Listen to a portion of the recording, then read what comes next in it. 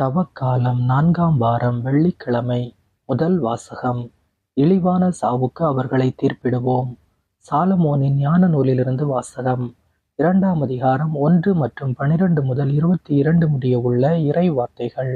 இறை பற்றில்லாதவர்கள் தவறாக கணித்து உள்ளத்தில் பின்வருமாறு சொல்லிக் கொண்டார்கள்: நீதிமான்களை தாக்க பதுங்கியிருப்போம், ஏனெனில் அவர்கள் நமக்கு தொல்லையாய் இருக்கிறார்கள்.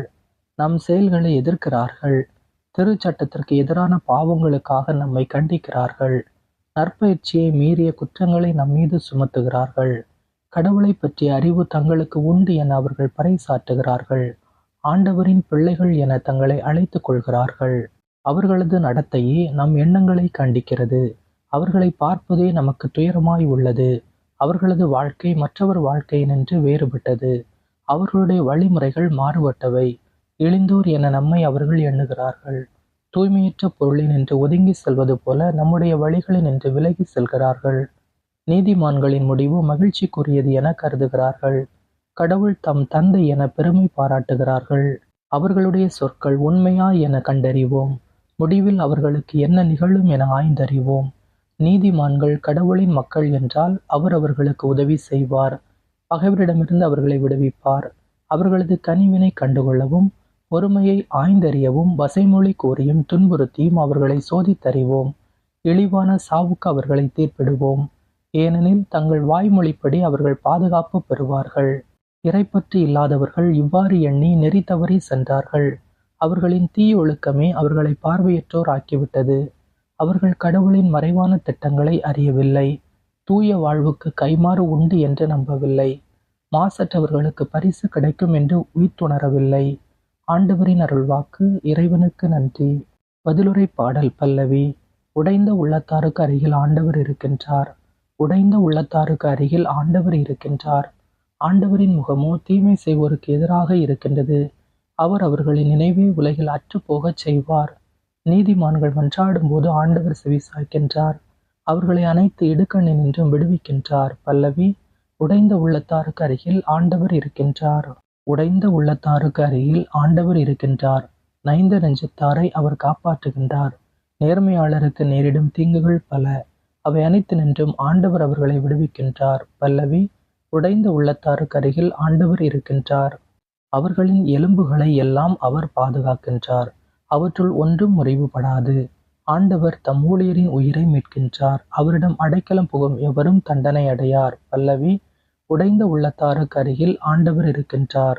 மனிதர் அப்பத்தினால் மட்டுமல்ல, மாறாக கடவுளின் வாய்ச்சொல் ஒவ்வொன்றாலும் வாழ்வர். நற்செய்தி வாசகம். இயேசுவை பிடிக்க முயன்றார்கள், எனினும் அவருடைய நேரம் இன்னும் வரவில்லை. யோவான் எழுதிய தூய நற்செய்தியிலிருந்து வாசகம்.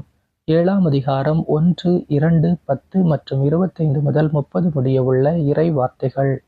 அக்காலத்தில் இயேசு கலிலேயாவில் நடமாடி வந்தார். யூதர்கள் அவரை கொல்ல வழி தேடிக் கொண்டிருந்ததால் அவர் யூதேயாவில் நடமாட விரும்பவில்லை. யூதர்களின் கூடார விழா அண்மையில் நிகழவிருந்தது.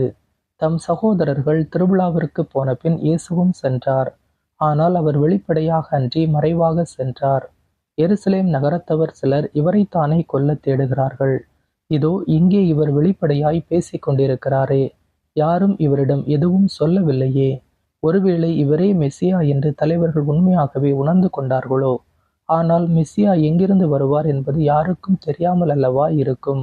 இவர் எங்கிருந்து வருகிறார் என்பது நமக்கு தெரியுமே என்று பேசிக்கொண்டனர். ஆகவே கோவிலில் கற்பித்துக் கொண்டிருந்த போது இயேசு உரத்த குரலில், நான் யார், நான் எங்கிருந்து வந்தேன் என்பவை உங்களுக்கு தெரியும். ஆயினும் நானாக வரவில்லை, என்னை அனுப்பியவர் உண்மையானவர். அவரை உங்களுக்கு தெரியாது, எனக்கு அவரை தெரியும். நான் அவரிடமிருந்து வருகிறேன், என்னை அனுப்பியவரும் அவரே என்றார். இதை கேட்ட அவர்கள் இயேசுவை பிடிக்க முயன்றார்கள். எனினும் அவருடைய நேரம் இன்னும் வராததால் யாரும் அவரை தொடவில்லை. ஆண்டவரின் அருள்வாக்கு. கிறிஸ்துவே உமக்கு புகழ். இன்றைய சிந்தனை.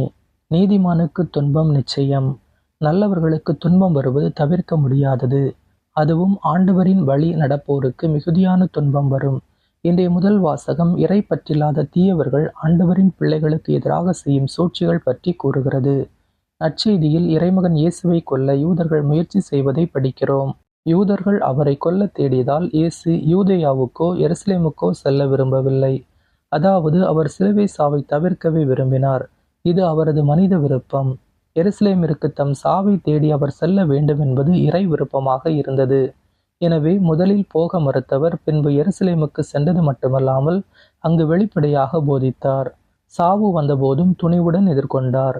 இயேசுவைப் போல நாமும் எத்தனை துன்பங்கள் வந்தாலும் எதிர்கொண்டு இறைவன் திட்டப்படி வாழ வரம் கேட்போம்.